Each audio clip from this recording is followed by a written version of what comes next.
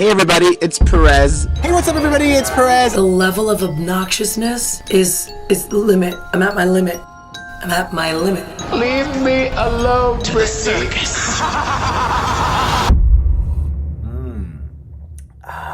Ideally, I'd like to go the entire week without talking about Britney, but I don't know if I'll be able to make it that long. And oh my god, I forgot my hair. Oh, here she comes. Here she comes. Britney, you got it. Oh, I'm gonna regret this. Oh, whatever. Because he doesn't shut the up. It's like insanity. I'm really tired of having to write about you. I think he needs some help.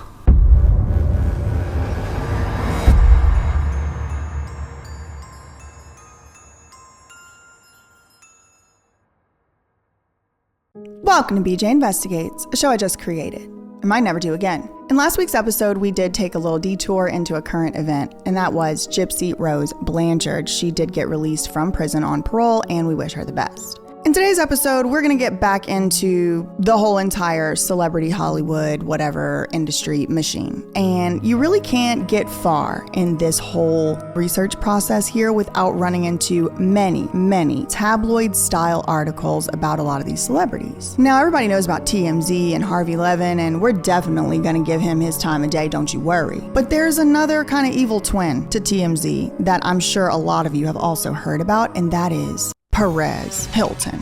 Now, the man, he's just like, a cockroach in the apocalypse. He just won't go away. He is still out here on Ozempic or whatever he's doing and putting his kids and children all over the internet and just perpetuating whatever. I mean, he acts like he's sorry for what he did to Britney, but just like simple sorry isn't gonna freaking cut it. So that led us to kind of starting to look into Perez Hilton, the person. Like, what variables had to come together in that combination to give us that level of depravity? I'm really not sure. Another thing that I was really wondering is what has to come together to make someone have that level of, lack of shame. Like, the man doesn't seem to have any self-awareness, and he doesn't seem to suffer from embarrassment or shame at all, which I think is actually a very useful trait in humans that he doesn't seem to have been born with. But who knows? So we're going to take a look into some of the probably thousands of, most depraved things he's ever said or done within, what we can actually show here. And we want to go back a little bit farther into the early origins of Perez himself to see what kind of insight we can get on this man, because I've definitely had some questions.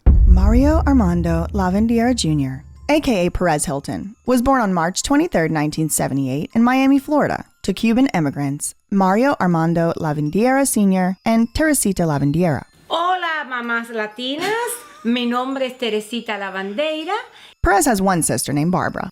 As a child, Perez's bedroom didn't have any windows, and he didn't get to have a swimming pool like the rest of the families in the neighborhood. His father owned a wallpaper company and died of a brain aneurysm in 1993 at the age of 51. According to Perez's 2020 book, TMI, My Life in Scandal, his mother did not work, nor did she cook. His mom, Teresita, met his father at the age of 16, and the father was 28. And because this mother was, quote, not domestic, his father would do all the chores while the mom would gossip on the phone with her friends.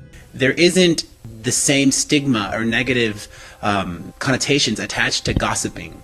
And amongst Latinos, everybody likes it, it's chisme, and everybody just wants to be informed on all the latest. My mom knew everything about everyone, from the people down the street to the priests in my school to my friends, and I grew up just around that, and it really influenced me. Hi, I'm Teresita. How are you? She is like a professional mom. I pay her, I give her health insurance, and she cleans my apartment every day. Perez faced constant humiliation at school and was ostracized for being different early on. He was forced to go to therapy by his mother after being caught with a neighborhood boy. Well, did you think you were gonna cure me?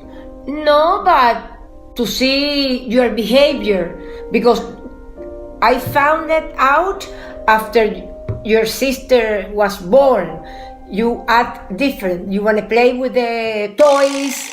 Do you want her toys? Perez was referred to by his peers as simply the fat kid, which then evolved into Elvis because of his giant poofy hair. Other than giving me back fat pinches, mocking me, and stealing my school bag and throwing it around between themselves, they started calling me Elvis because my hair was all big and poofy. Elvis or Barf. Ah, that's my name. Barf. Rapidly, Perez became more and more reclusive. He eventually began to lock himself in his windowless bedroom after school, where he would ingest copious amounts of processed food items for hours at a time. And all that happened before he ever even was in the 6th grade. Well, there's nothing wrong with that. He had to play with dolls. Eventually, his parents sent him to Belen Jesuit Preparatory School, an all-boys Catholic school in Miami, where he was again ostracized for his looks and zest. He claims that the older he got, the worse the bullying became. At this school, speculation over his orientation was, quote, definitely always the elephant in the room. He also posted his graduation from his school on YouTube, and he was in like 10 different clubs, including the chess club, the environmental club, and the Respect Life Club, which he claims he was brainwashed into being a part of. I don't know. Anyway, he had to stand up there while the lady or the man or whoever was reading the long list of stuff, and the principal was just like awkwardly. It was weird. It was awkward. We'll put it here. Mario Lavandeira, National Honor Society, E Club, Forensics, Alpha Club, Vice President, Spanish Honor Society, Environmental Club, Chess Club, Respect Life Club, Silver Knight nominee in drama, International Lesbian Society President, President's Educational Excellence Award, 10th ranking student of the senior class, summa cum laude, University drama. And this isn't just any old private Catholic school in Miami. This is like the pinnacle of prestige among the Cuban American elite for a few reasons. First of all, it's a legitimate preparatory school, so many of its graduates do go on to attend the most prestigious colleges and universities in the world, which is great for them. Second of all, the school is very old and has survived a rich history of shenanigans and notable alumni. The Jesuits were innovative when they first created schools back in 1551. The history of Jesuit education is as old as the Society of Jesus itself. So over 500 years, St. Ignatius of Loyola, our founder, had realized that the school, the classroom, would serve as an extraordinary way of being able to evangelize and to promote the mission of the Society of Jesus. And that's why there was the founding of schools as early as the 1500s, the first being in Messina, Italy. But since then, of course, there's been thousands of Jesuit institutions of education all over the world. See, this all-boys prep school was established in 1854 by royal decree of the literal Queen of Spain, Queen Isabella II. She originally established the school in Havana, which is the capital of Cuba, in 1854. And just less than 100 years after its founding, a young future dictator named Fidel Castro would graduate from the Belen Jesuit Preparatory School. And less than 20 years after that, in 1961, Fidel Castro had come fully into power as a dictator, and he ordered all the Jesuits to leave Cuba, and they had to take their fancy school with them. So in 1961, the school relocated from Cuba to Miami, Florida. And just about 30 years later, Perez Hilton would enroll among its ranks. A few years after that, he would graduate with top honors. And I'm not calling the man a liar, I would never do that, but based on all these awards and clubs and stuff he was a part of, it is kind of hard to fully buy into the I was a fat bullied kid story that Perez has latched onto so tightly. I'll just include the clips here because what do I know? Anyway, it seems as though he was close to his sister, and he always has been, because his sister Barbara was outed as one of the ghostwriters for the blog, the Perez Hilton blog, and some court documents. And those court documents came out when Perez was sued, actually by Kim Kardashian's former friend and alleged PR stunt coordinator, Jonathan Jackson, but that's a story for another day. Yeah, we don't have many questions. I guess we'll do two things. What do you get asked most on your blog? I get asked what lip gloss I wear, what lipstick I wear, Angel lipstick by MAC, and NARS Turkish Delight Uber. We could probably end up doing a whole video on the Jonathan Jackson saga and how he was trying to out Kim as a fraud way back in 2011, so comment below if you want to see that. In the year 2000, Perez received a scholarship for drama and graduated from NYU's Tisch School of the Arts. Now, if that school sounds familiar, it's because many notable alumni have graduated from the school, including Alec Baldwin. I went to acting school here. It really was a great... And then we found each other not at school. We're very close to school. Very There's a magnetic field. I was coming from a school event, actually, for the NYU Film School, and found you. Woody Allen. You know, I'm old-fashioned that way. I like girls that are pretty and earthy looking, almost broad. I'd rather she was overweight than underweight, and long hair, and straggly, Earth Mother, sexual kind of animal, disgusting types, you know? And I was paternal. She responded to someone paternal. I liked her youth and energy. Whoopi Goldberg. I'm giving you a Perez Award. Yes, I'm not even joking, I really am. For hottest TV talker of 2007. Oh, you're a doll, thank you. Oh, look, here's my... And Perez's future frenemy, Stephanie Germanotta. There she goes, that crazy girl. Wow, what a voice. That's Lady Gaga. Lady Gaga. And Tisch School of the Arts is not only where Lady Gaga went and a whole bunch of other famous people, but also is home to the Clive Davis Institute of Recorded Music. And I found these old videos of him acting back in his NYU days, and I can't play them all here for terms of service, but this is what they're doing over there at Tisch School for Drama, I guess. I was driving down the highway the other day. It was like I couldn't breathe.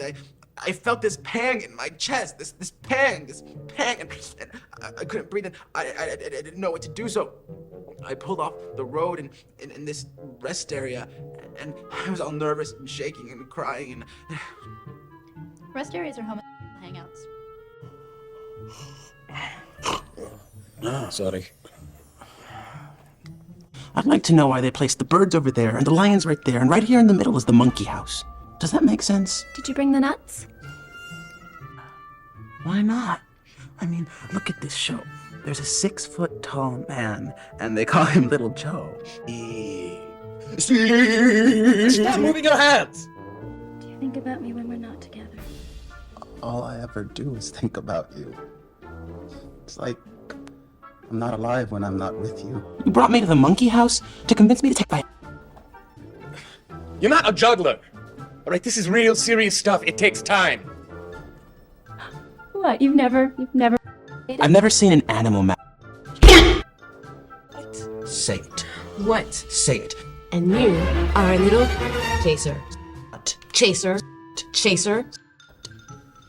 I'm so... After school, he moved back and forth between LA and New York City, eventually settling back in LA and working for Star magazine, where he says his day-to-day job was literally, quote, stalking celebrities. However, in 2004, after a brief stint on reality TV appearing on a Madonna-themed episode of VH1's reality weight loss show Flab to Fab, Perez Hilton, the online persona, was born. I put my life on hold. I felt like a dog. Still not sorry for having eaten that. At the turn of the millennium, the internet was finally becoming a mainstream household fixture. And not only was the internet becoming mainstream, but blogging was about to take over as one of the next big trends, ultimately changing the World Wide Web for the foreseeable future and possibly civilization as we know it. In the early 2000s, sites like Blogger and LiveJournal were among the most popular for young adults to post their virtual diaries, and as the internet evolved, so did the blogging. Many different forms of gossip blogs began cropping up around this time from like 2002 to 2005, but the most notorious of these blogs became TMZ and Perez Hilton. Now, we will definitely get into the TMZ and the 30 Mile Zone in another video very soon, but Harvey Levin is spared today, and that's a video for another day as well. Anyway, Perez says he began blogging, quote, because it seemed easy, unquote. And by 2004, he had created his first blog, page666.com. Now, this was supposed to be a play on words utilizing the mark of the beast, 666, and Page 6, the famous gossip column run by the popular tabloid The New York Post. By March 2005, Perez's Page 666 was named Hollywood's most hated website by The Insider, a CBS broadcast, which boosted the website's traffic astronomically. If you go to the Wayback Machine to around that time, the About Me section for his blog read the following. I am the trash-tastic Cuban cousin of Paris and Nikki. I currently reside in a penthouse apartment high above South Beach with my pet poodle, Marielle. My signature colors are blush and bashful. My favorite drink is Viagra Martini. My motto, I'm gay, but I'm not as big of a slut as Paris. I love animals, and animus. Feel free to shoot over an email, some juicy gossip, or any feedback to perezhilton@hotmail.com. Now, Perez was sued by the New York Post for the website name later that year, which was 2005, but Perez claims that was actually the best thing that ever happened to him because it forced him to create his own brand. This is when PerezHilton.com was born.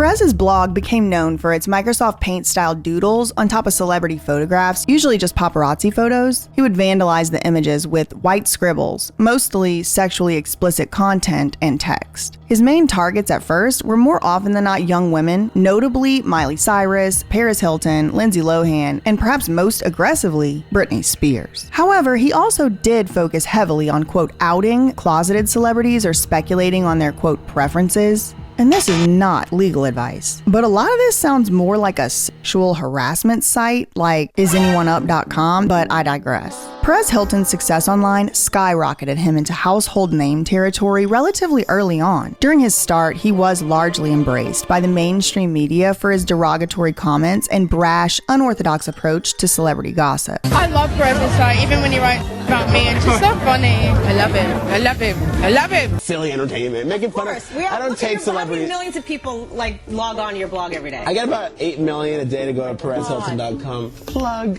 Wow, 8 million. That is unbelievable. All right, we got to talk Britney. I'm assuming she's worthy of one of the Perezzis. Oh, she may have won more than one, yes. By broadcasting Perez Hilton, media outlets could cash in on his extreme, menacing, and borderline evil takes without the media outlets actually having to bear the consequences of being the ones to actually say it. What's great about a lot of celebrity blogs is that a lot of the stories and information you see in them would never land up in a celebrity news magazine, in a TV show, just because the information is too scandalous and it would just ruin a relationship for an established media outlet, whereas a blogger can usually get away posting anything they want on a website. Yep. It's really doing quite what I'm doing. I'm there. I'm at the events. I'm at the premieres. I've kind of managed to finagle my way inside and become this Hollywood insider. And Perez Hilton feeds that appetite around the clock with his take no prisoners approach to star gossip, a photo-filled feast marked with biting comments that leaves no one unscathed. Perez tells Showbiz Tonight people know exactly what they're getting when they go to his site, a raw and often nasty take on what's happening in Hollywood. However, Perez's brash approach to celebrity quote news would eventually lead to a $7.6 million federal copyright infringement lawsuit in 2006. Perez, I'm at hollyscoop.com. My name is Diana. Hi, how are you? Nice to meet you. Okay, there's so much drama going on with all these agencies. Is there anything you have to say about it? I look forward to actually seeing the lawsuit. You haven't seen the lawsuit yet? No, and defending myself vigorously. Well, Perez! She just walked off with the interview to go say hi to Perez. Perez Hilton is facing multiple lawsuits over his use of paparazzi photos, pictures that agencies say he posts without owning the rights to them. You know, I've had people sue me, I've had a lot of things happen, but it's okay. I dish it. I can take it. It would be very hypocritical of me not to be able to. Now, this sounds bad on the surface, but the plaintiff in this lawsuit was none other than Francois and Brandy Navarre, owners of X17. Février 2007, Britney Spears se rase la tête. François Navarre vend ses photos dans le monde entier.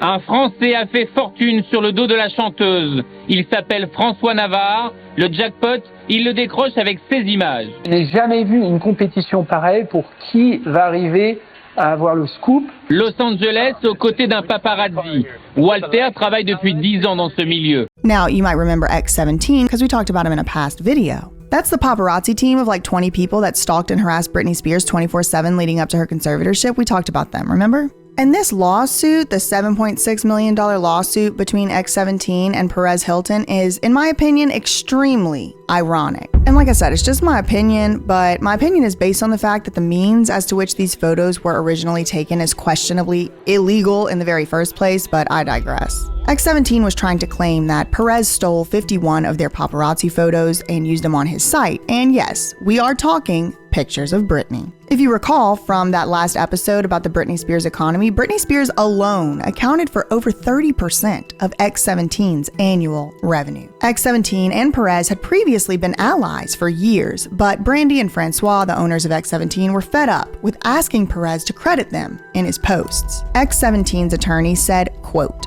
Perez is basically free riding on the labor and efforts of X17 and its photographers who stay up all night and roam the city. That's a funny way to describe gang stalking, but okay. This is Dano.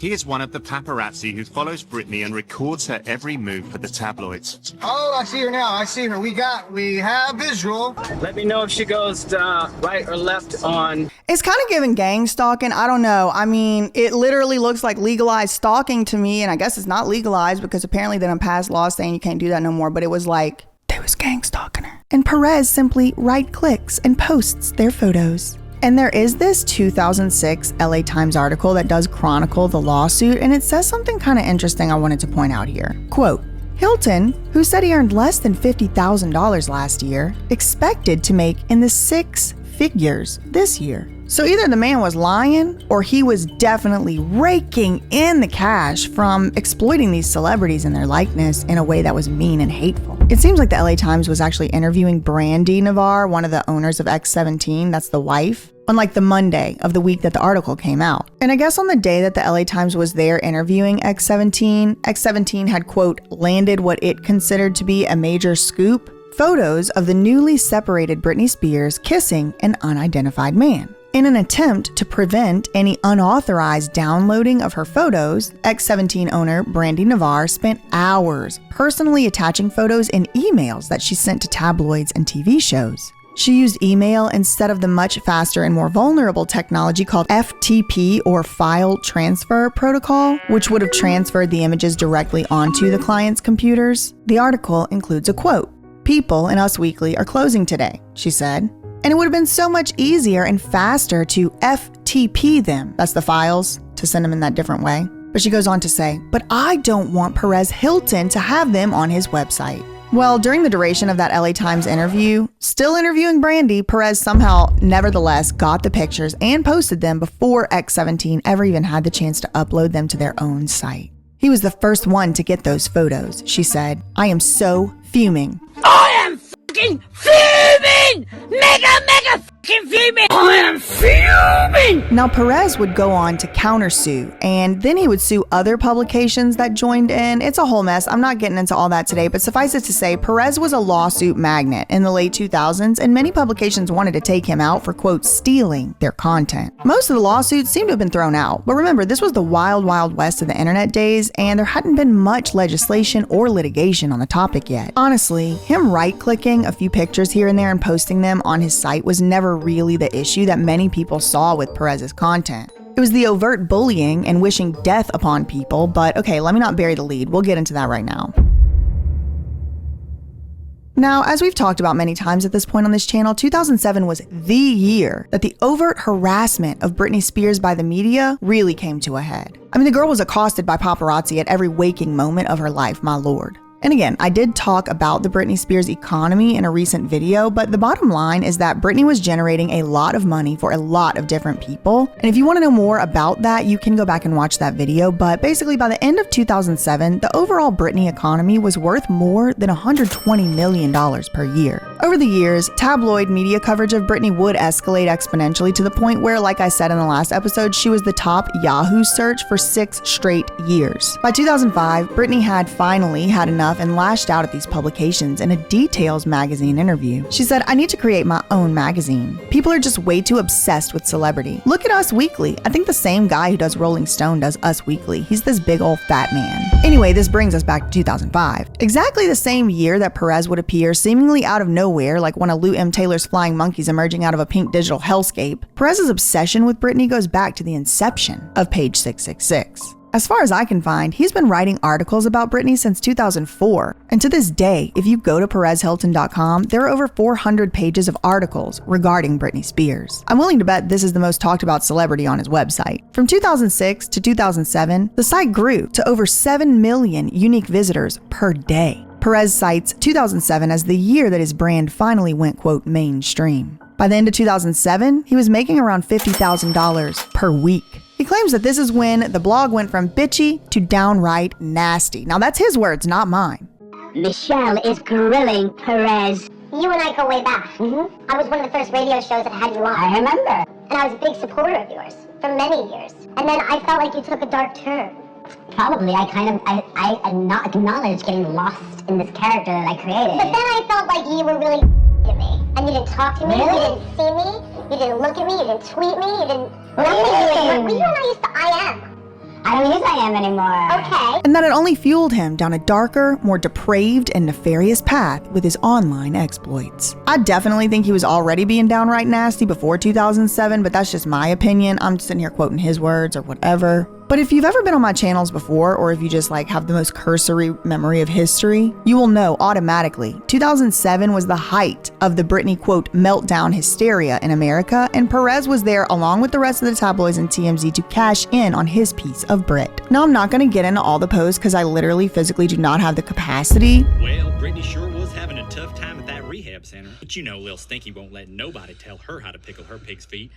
By the end of 2007, if you were following the mainstream media at all at the time, Britney's life would have appeared to be on the brink of collapse. It seemed like everyone wanted her literally not to be alive anymore, and Perez had been making comments about her, quote, inevitable demise on his website for months leading up to this point. On December 2nd, 2007, which is Britney's birthday, Perez posted this. Do you know what today is? And he says in this post, quote, in the memorable words of Sarah Silverman, she's already accomplished everything she's going to do in her life, end quote. We hope she doesn't have her kids today. Unfitney was joined by her once inseparable pal, Allie Sims, and shady new enabler, Osama Lutfi. Spears even hung out with Perez Hilton. And these cruel and unusual tabloid death wishes would travel all the way up into more mainstream media with South Park, who would also do their own version of a parody on this whole thing. Even the AP, Associated Press, was drafting Britney's obituary in January 2008. I mean, they were all preparing for the girl to die. The entertainment editor for the Associated Press was quoted in Us Weekly as saying, quote, I think one would agree that Britney seems at risk right now.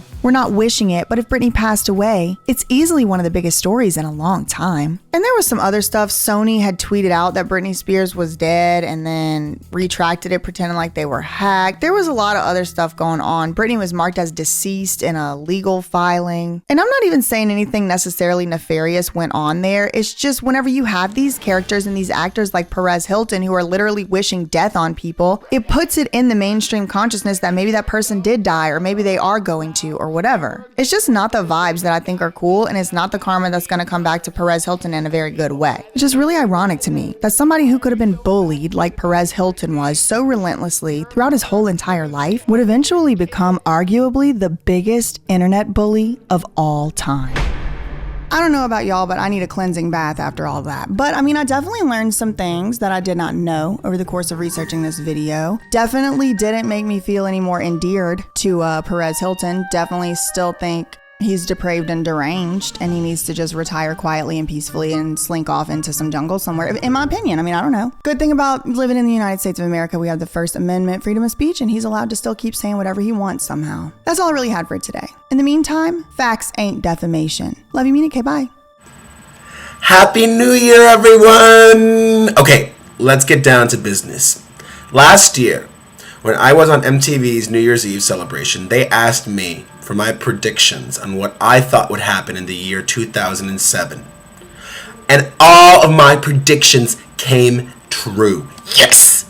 I said that Britney Spears would continue partying, and boy did she ever. I said that Lindsay Lohan would be hospitalized again, and she was, I think more than once. And I said that Nicole Richie would get fat. And she did, thankfully. Now, I looked into my magic pink crystal ball, though I haven't consulted with the writers from the show. I predict that Spencer and Heidi are going to get married in 2008 on the hills. And I also predict that Perez and Lauren Conrad will have a reconciliation.